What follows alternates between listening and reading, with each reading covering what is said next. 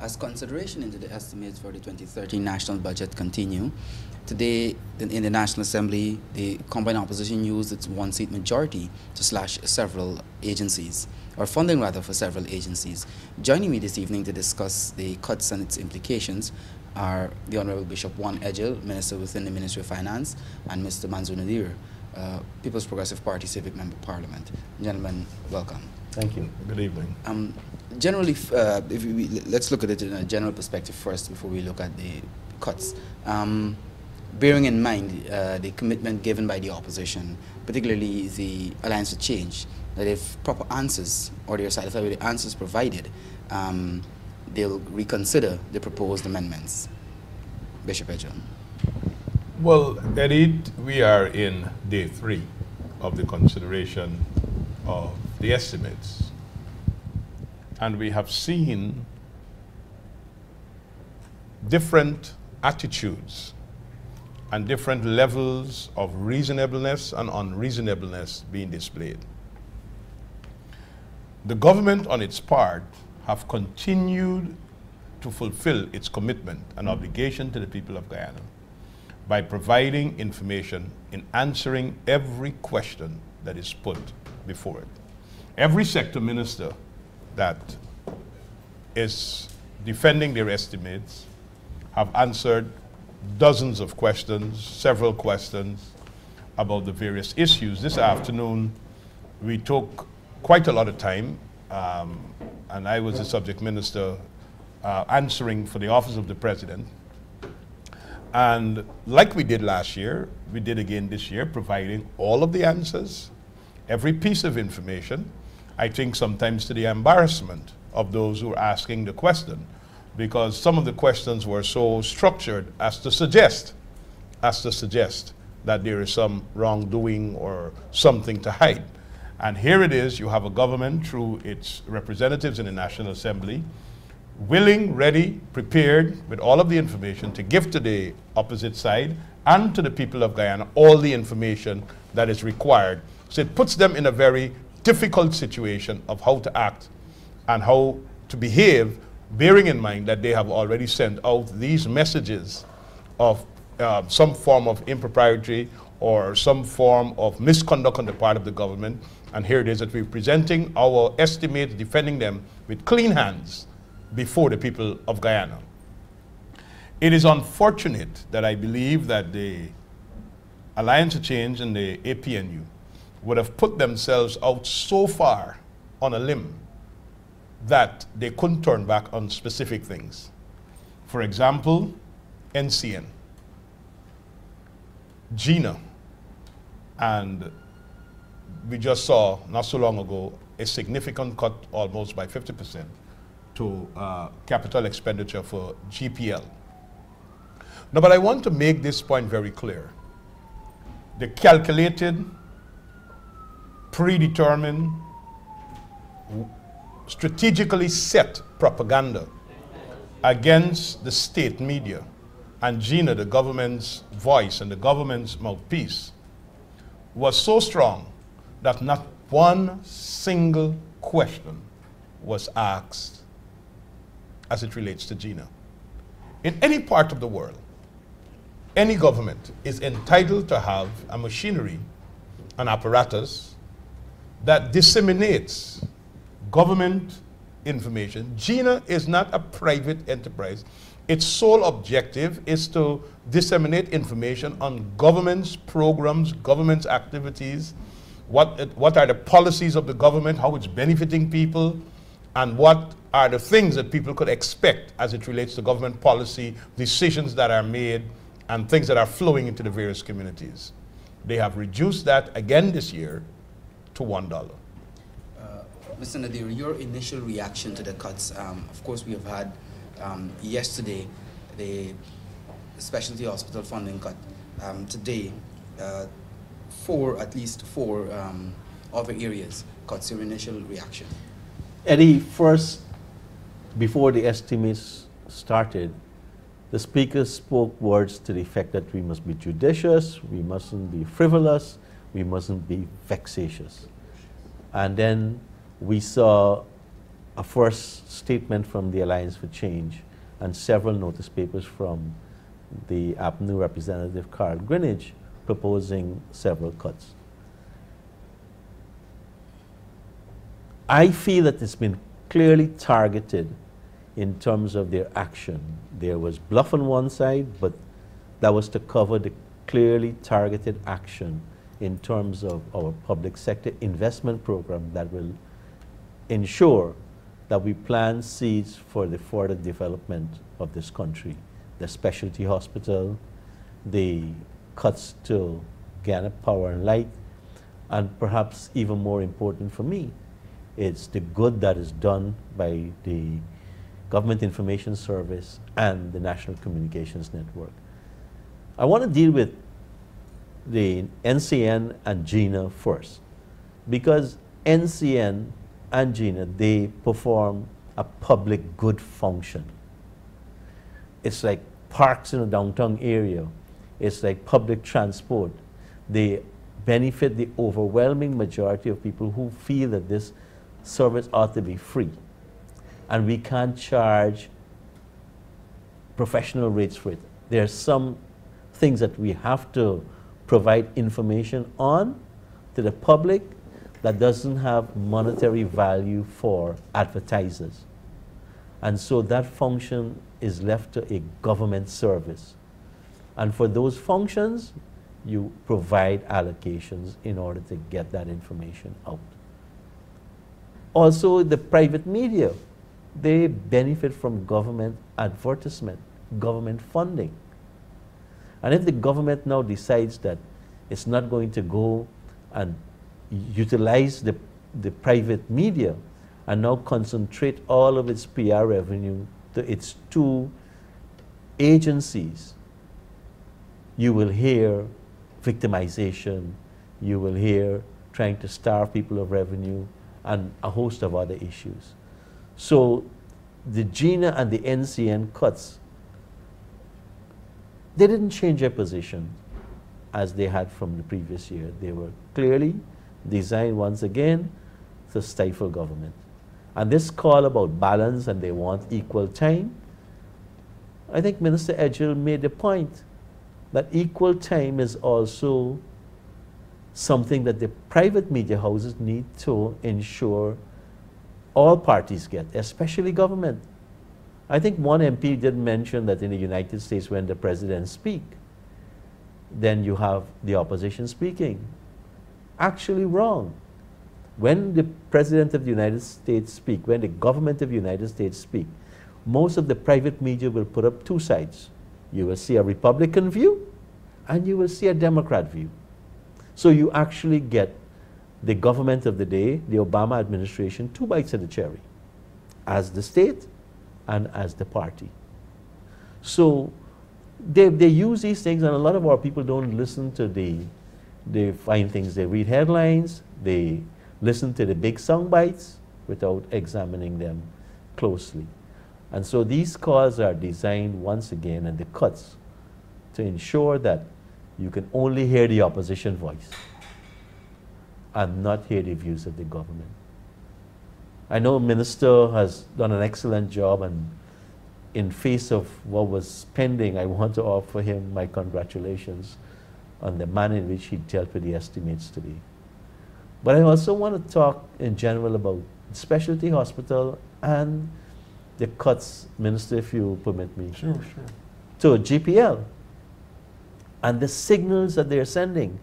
These cuts, 90% of the resources that is being cut is the foreign money that we've already signed contracts for, loans for, and accepted grants of gift for.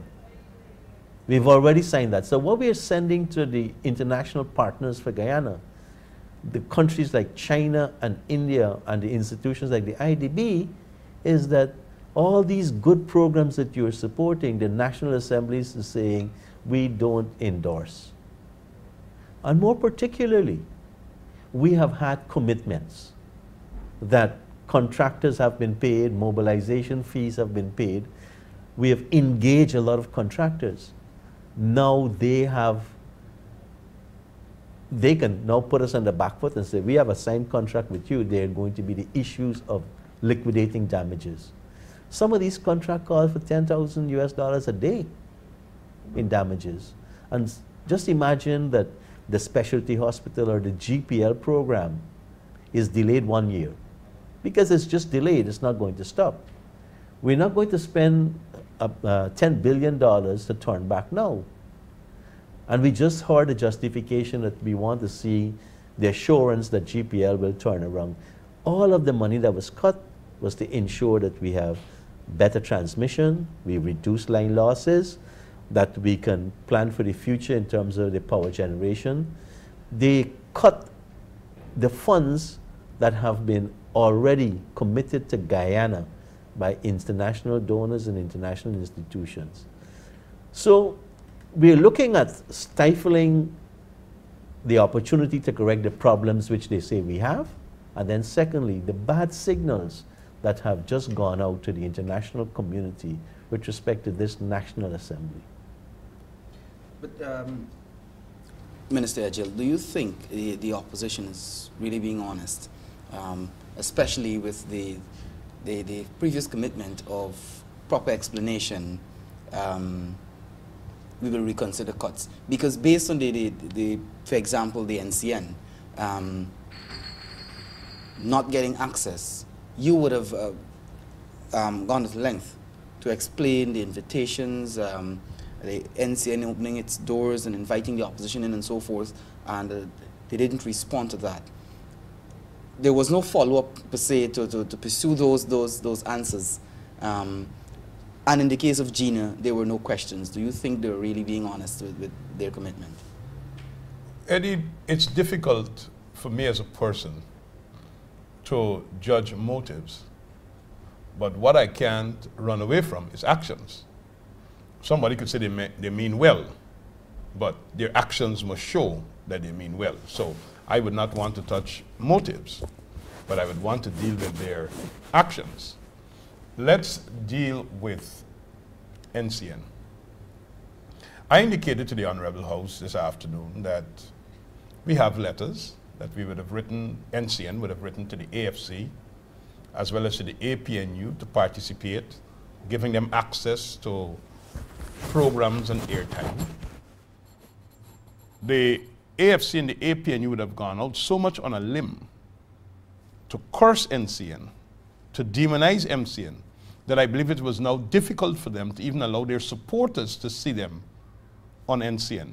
Even though they were seeing themselves during this entire debate on NCN, I think it's ridiculously embarrassing for the opposition at this time to say that they're being shut out, but they're seeing themselves on NCN and reading of themselves in the Guyana Chronicle, when they're consistently attacking the state media.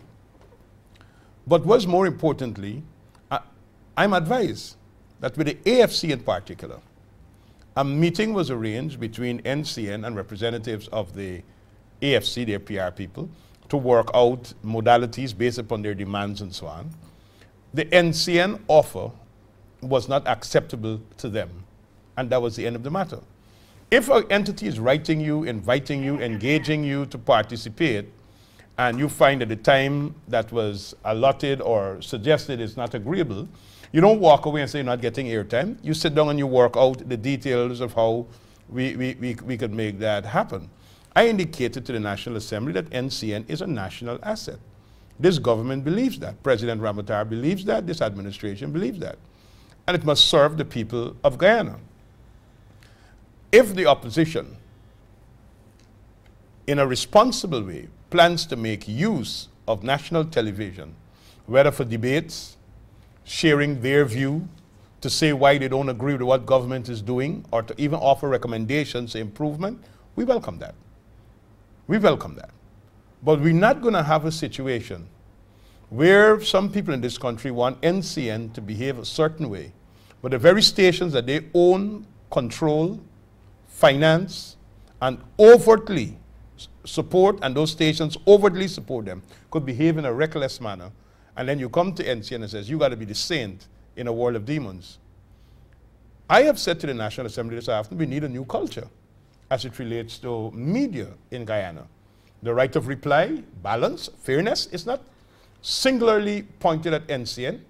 And this heckling that I heard about NCN is being financed by public money, as if to say it is right for the private media because they're not getting money from the consolidated fund to behave reckless, irresponsible, slanderous, libelous, wildcats, open season. But NCN, because they're getting a subvention of about $81 million, they must behave in a proper way. My position is, it ain't got nothing to do with whether they're getting subvention or not subvention. The rules of engagement as it relates to the media, a responsible entity of disseminating information to the public. You need to be factual, you need to be accurate, you need to be balanced, and you need to show all sides. And that is the position that we present on this debate and argument as it relates to the media. But you can say you're not allowed in because you failed to show up, and then to say they're only carrying the government because NCN has opened its doors. I indicated to the nation through the parliament this afternoon, NCN has advertised for a new CEO. NCN is looking at developing a new strategic plan. Between last year and now, a number of significant changes would have been made. We have taken note of the concerns raised, whether we believe they were justifiable or not, but they were sufficiently enough concerns expressed for us to be able to look at ourselves to see what we can do better, and the efforts are being made. My question is, the way that the opposition is behaving right now with the private media, should they be in government, what would they do with NCN? What would they do differently?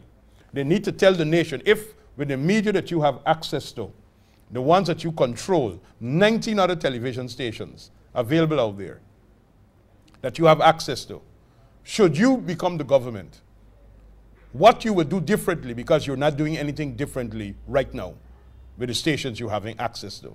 So when you're going to come and cry out for justice, you must come with clean hands. The government is saying, we are prepared to engage, we are prepared to receive the recommendations, we are looking at ways which we can do things better, but we will not be bullied, stymied, or coerced into carrying a position where we can't disseminate public information and government information. The issue here with GINA, it's disgusting. And every Guyanese need to know. In some countries, you have a ministry of information.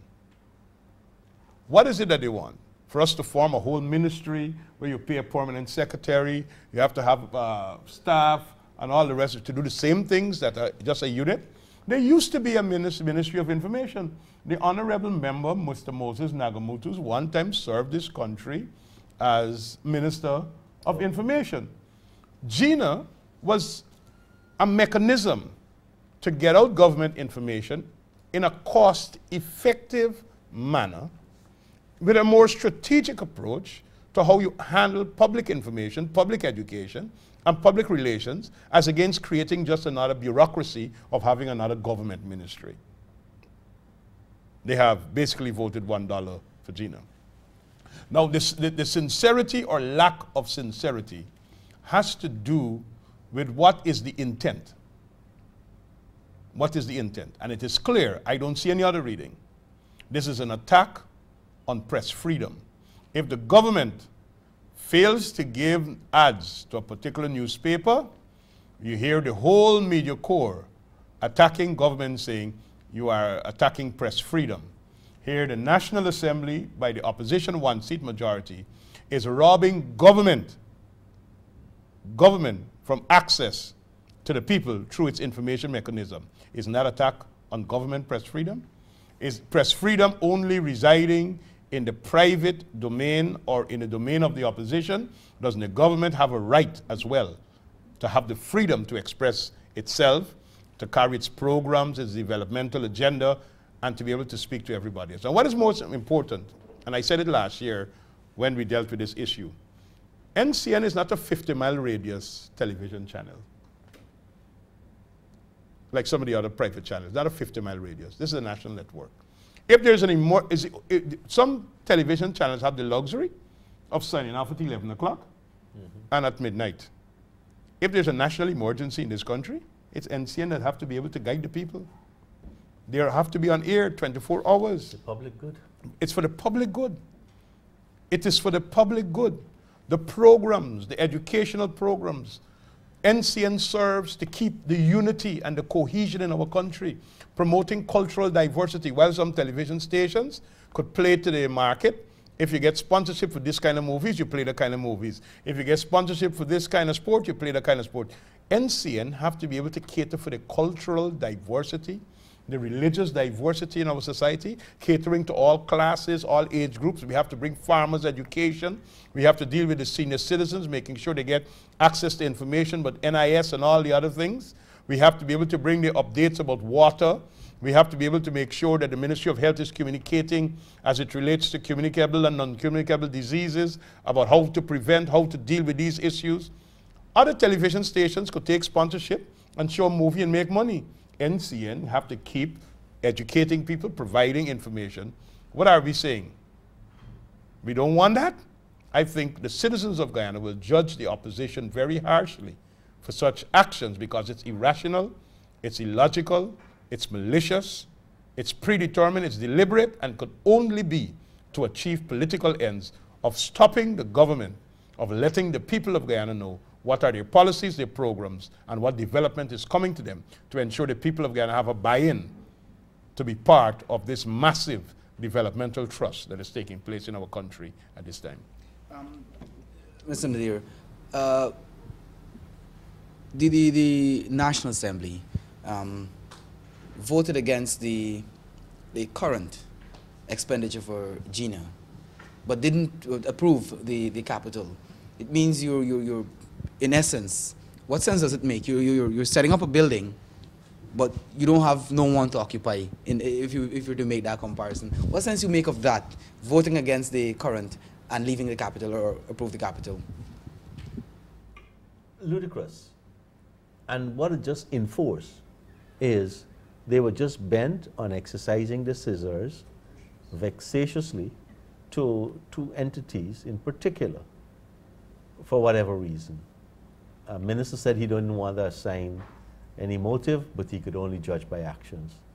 And we've seen the action there.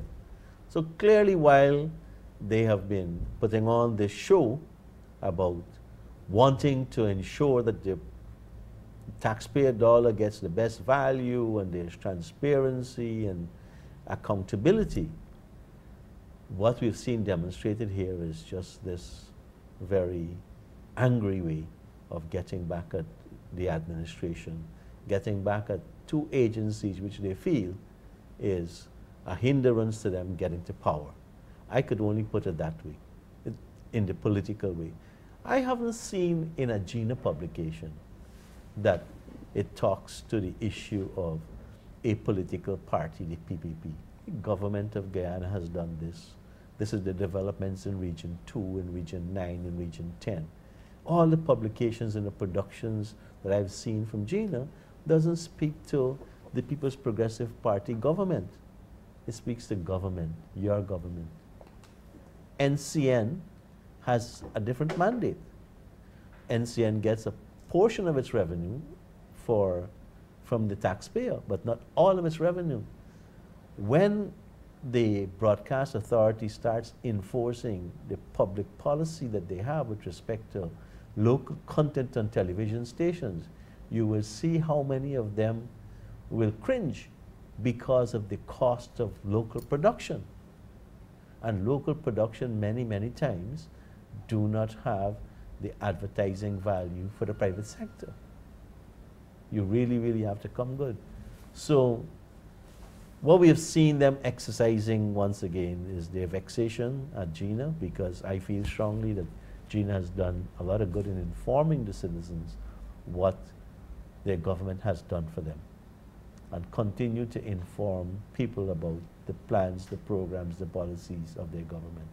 But never have I seen a GINA publication speak to the PPPC. Quickly before we close, the $135 odd million that was cut from GINA. GINA has quite a number of staff. The implications there. No money to pay the staff. GINA gets a subvention through the Office of the President. It is one. It's not a department on its own. It's not statutory body. The President actually is the Minister of Information. The President is the Minister of Information, and GINA gets a subvention to operate through the Office of the President. They have cut that, as well as that $81 million subvention that goes to NCN, both to help with the current side and to help with some of the capitalization to ensure that NCN provide the good of the people. Now, it simply means that as far as the honorable members of the opposition believe is that tell the staff at GINA, pack up and go home, find jobs elsewhere. As the subject minister who would have been dealing with this matter, I am aware that one of the problems that GINA has had over the last 1 year is getting staff because people feel so threatened. Mm-hmm. That's true. People feel so threatened. Where are you going to take a job at GINA when budget time comes, you know they can get cut? So the vacancies that exist, it is not just the mere cutting of GINA, but it's what you did last year and what you're doing again this year, is that you're telling any public communication professional, any young person who's pursuing a job in public education, public communication as it relates to that particular skill, don't work for GINA. Because at any time with this one-seat majority that we have, we could slash you down.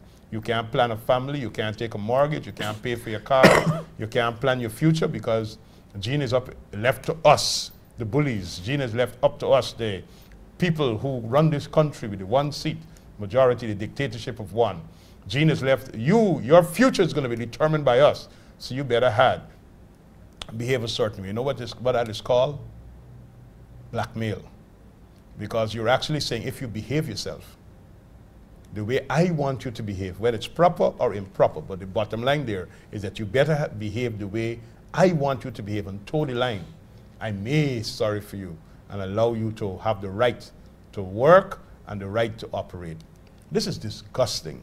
This National Assembly is an august house. It's a place where honorable men and women who have been elected by the people of Guyana need to come, consider things in a rational manner, look at all the facts, make recommendations for the improvement. Good governance doesn't mean stifling people. It means putting the government in a spot that if something is wrong, they must get it right.